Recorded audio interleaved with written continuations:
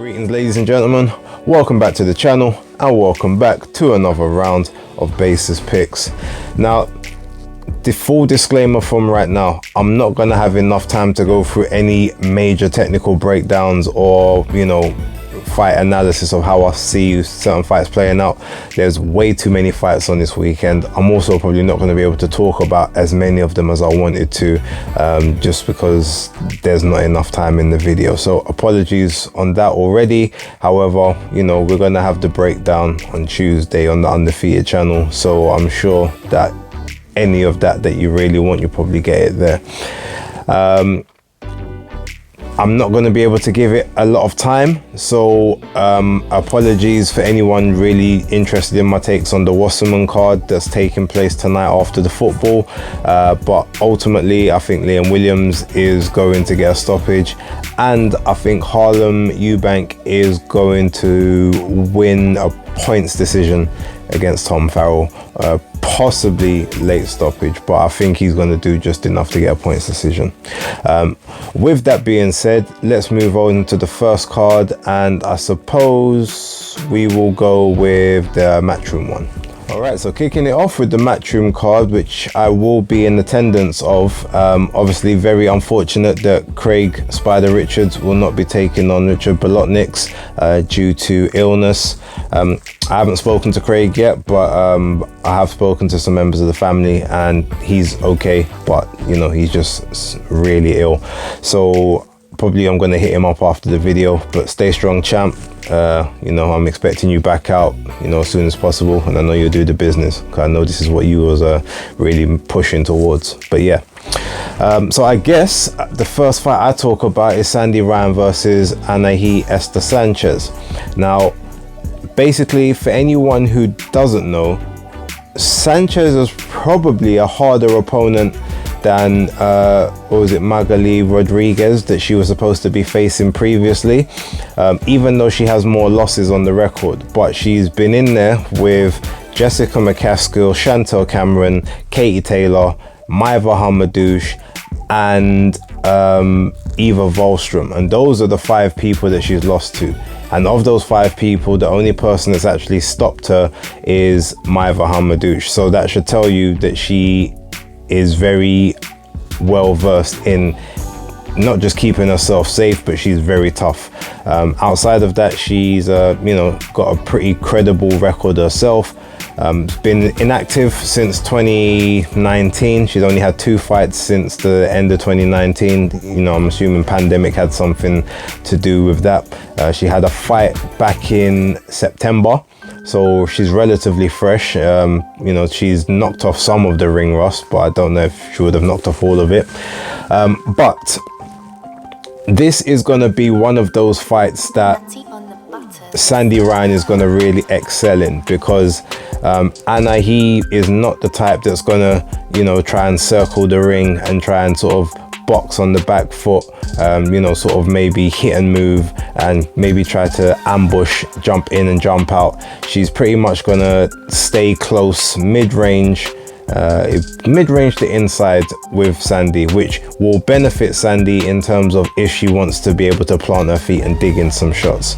However, from the last fight that we saw Shannon Ryan have with Erica Farias in the rematch, she used her feet a lot more than she has done in previous fights. She used her boxing a lot more. She stuck behind straight jabs and straight punches a lot more than she did where she's done a lot more body work previously. So I do expect her to control range in this fight quite a bit, and I do pretty much expect her to get a points decision over Anahi Esther Sanchez. That being said, it's going to be a very very competitive fight, put it that way, and it'll probably be the kind of fight she needs. So I am looking forward to that. Next up, Fabio Wardley versus Nathan Gorman. Now, this fight is one of those ones I've been wrestling back and forth on. You've got Fabio Wardley, no real amateur background, but a lot of sort of high-level sparring with all different types of people, and the naturally athletic guy out of the two. Next to that, you've got Nathan Gorman, who is not particularly athletic in any way, shape or form, but has been boxing for God knows how long and is still a relatively young man himself. He's just like the better technical boxer, probably with the slightly better boxing brain and just more ingrained into boxing. So whereas sometimes you say you got the puncher versus the boxer, this one is, to me, is more like the athlete versus the technician. That's kind of how I would look at this fight. And I was thinking who starts faster and who gets better as the fight goes on. Usually you would say that the longer this fight goes, the better it plays into Nathan Gorman's hands, because he's been the distance, he's been the rounds a lot more than Fabio Wardley has.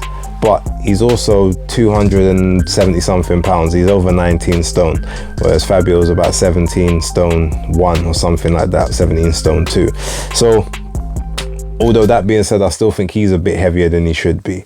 But because Fabio isn't a person that starts particularly fast, I can see him going to warm into the rounds, which would therefore mean he's not going to be exuding mass amounts of energy early on to the point where he's then sort of blowing heavily towards the end of the fight.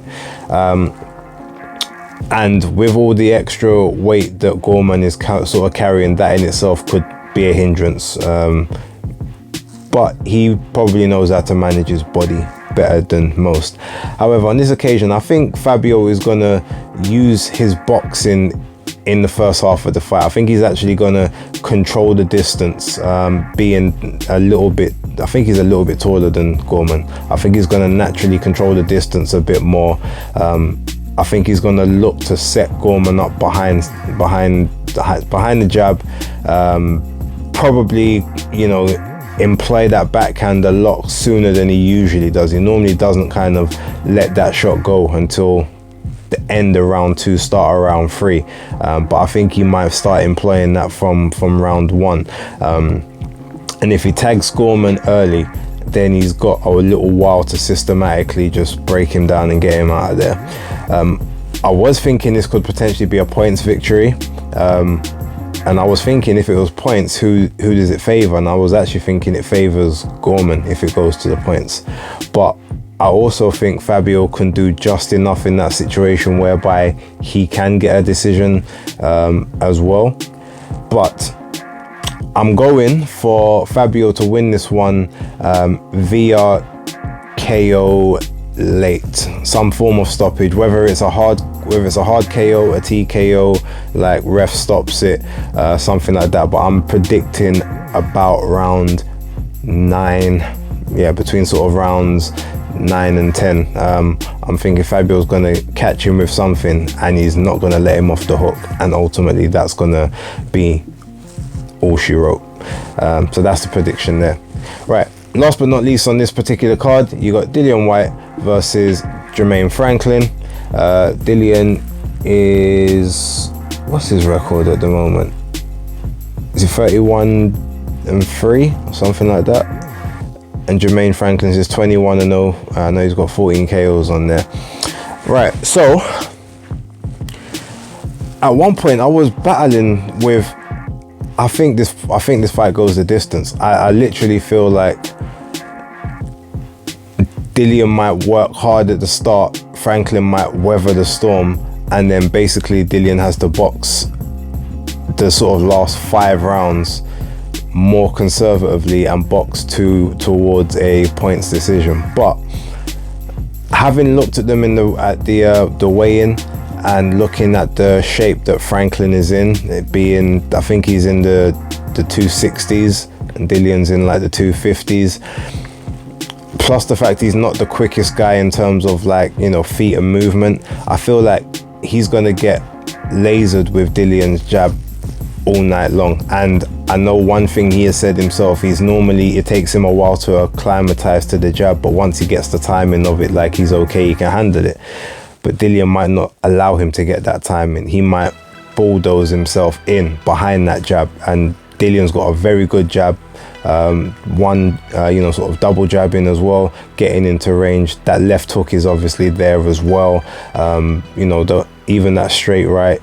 Now, this is all going to be about smart aggression and smart pressure. But I feel now that Dillian's actually going to take the fight to Franklin early, similar to what he did with Joseph Parker, and that has now changed my mind. And I do believe that Dillian is going to get a KO victory within 8 rounds, just because Franklin has got a bit of extra timber, so he might be able to absorb some shots a bit more, but he's also going to be there to take them because he's not going to be quick enough to get out of the way of them. So I'm thinking between rounds 5 and 8. I mean, that could even be too late, but I'm thinking the KO victory happened somewhere between rounds 5 and 8 for Dillian Whyte. So that is my prediction on that one. Let me know what you think in the comments. But yeah, moving on to the Queensberry card.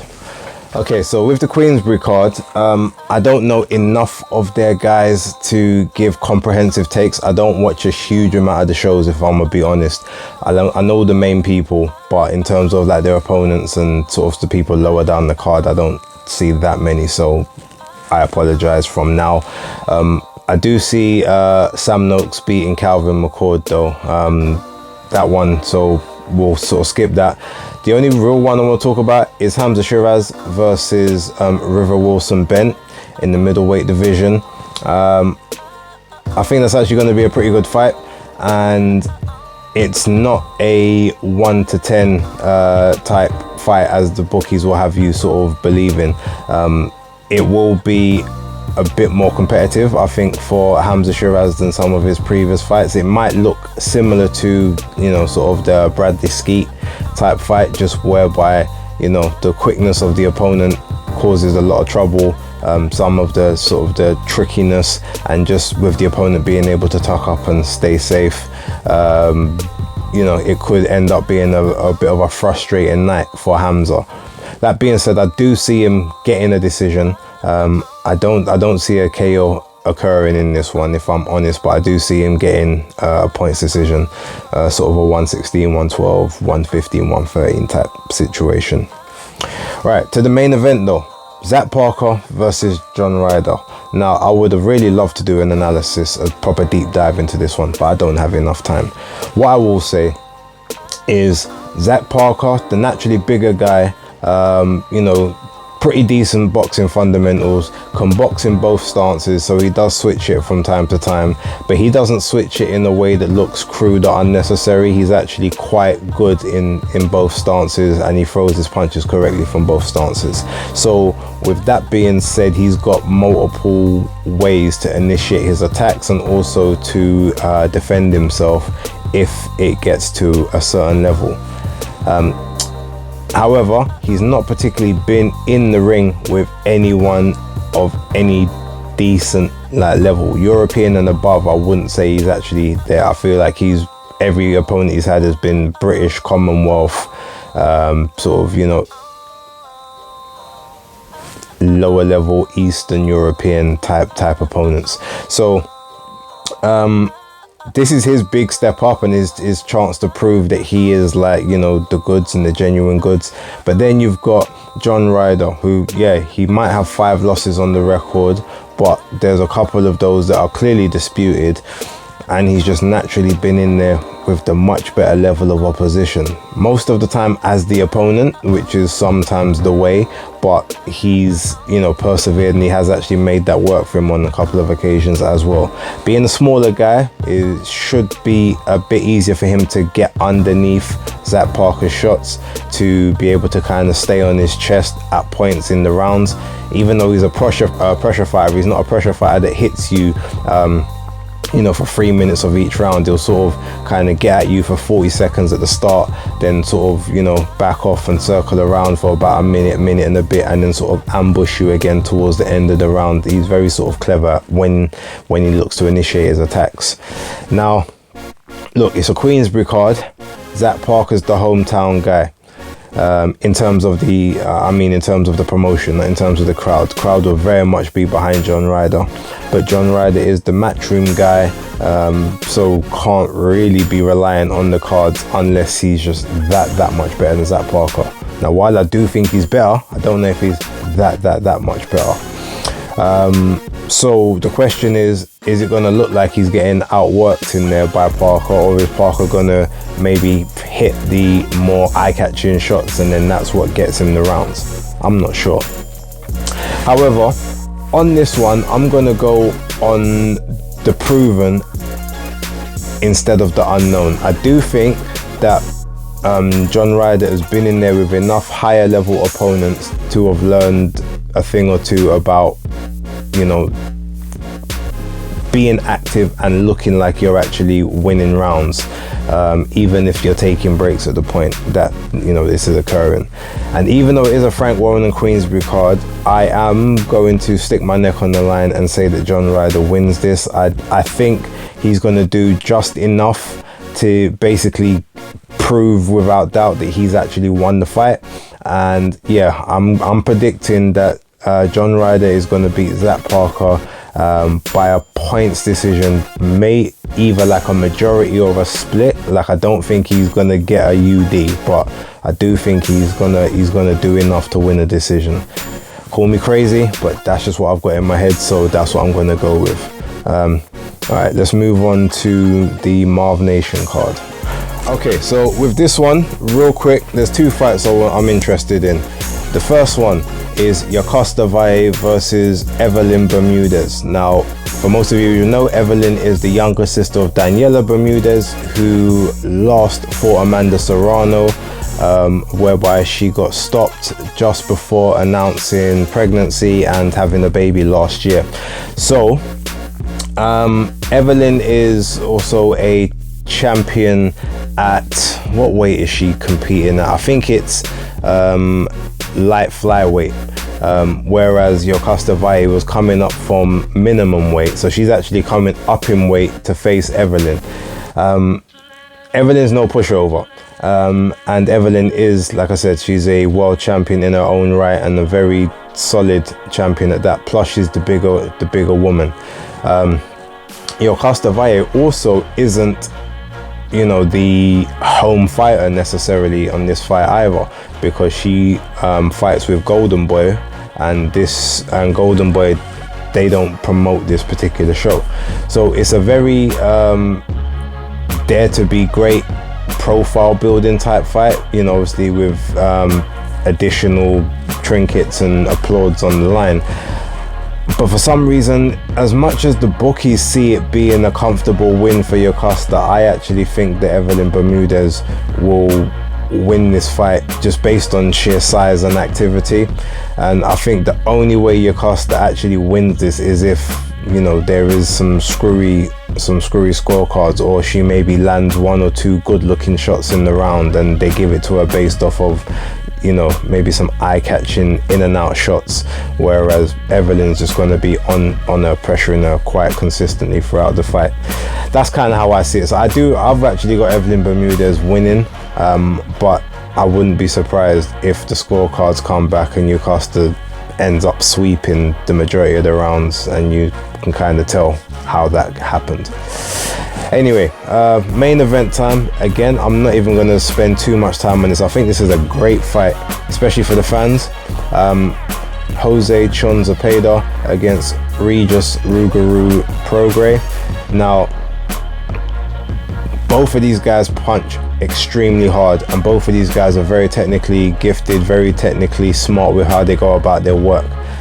However, without giving any real deep analysis into this, I'm going with Regis Prograis to win via knockout, purely because Jose Zepeda has been down on the canvas quite a lot in sort of the last several years that he's been competing. So while he's an expert technician and obviously someone that, you know, can turn your lights out like that, I don't think he's got the correct punch resistance that he needs to, you know, to sort of remain at that top elite level in the you know, sort of in the 140 division.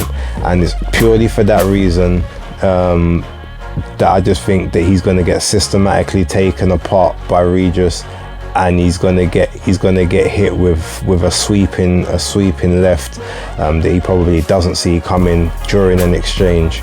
Probably is going to come at a slightly awkward angle that he wasn't expecting, and I think that's gonna herald the end of the fight.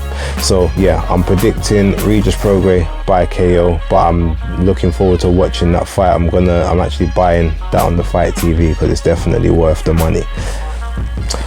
Yeah, so one more card to go. Probably gonna sweep through this one as well, so let's get to it.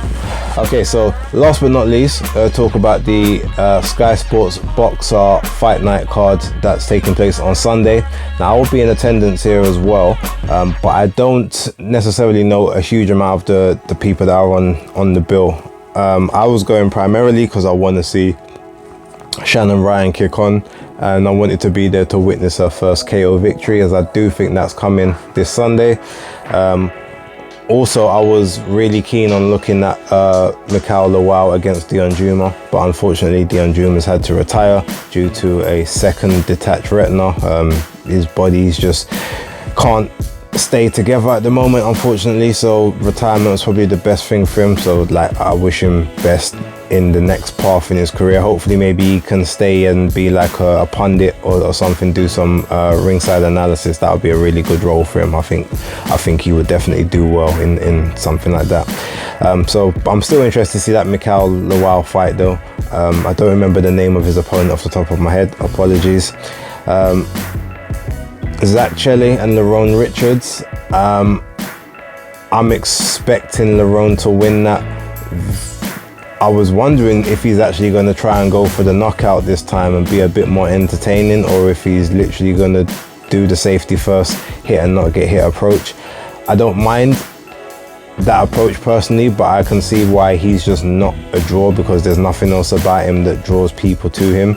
He's just a very technically very good boxer, but I expect him to get the victory. But I guess I'm going to go safe and think it's going to be a unanimous points decision. Azim is fighting Ryder and Charlton in the main event.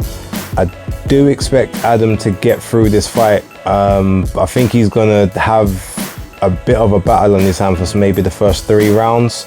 And ultimately, I think that with his current punch power and trajectory, he may end up, I think he'll end up getting a stoppage decision around about round 5 or 6. There are other fights on the card. Apologies, like I said, I don't remember half of them. I'm only there to see a select amount of people. So yeah, if I haven't mentioned your favorite fight, put a comment in the description down below, and I will give you my opinion on that fight in the comments, especially if I know the person. If I don't, then I don't. But yeah, let me leave it there because this video is probably way too long, or longer than I wanted. But thank you for watching. Again, put all your predictions down in the comments below. Let's see who's right, who's wrong, what ones we get right and what methods, which ones we just totally get wrong, and let's just have some fun. But for now, thank you for watching, and as always, that's Basis Picks locked.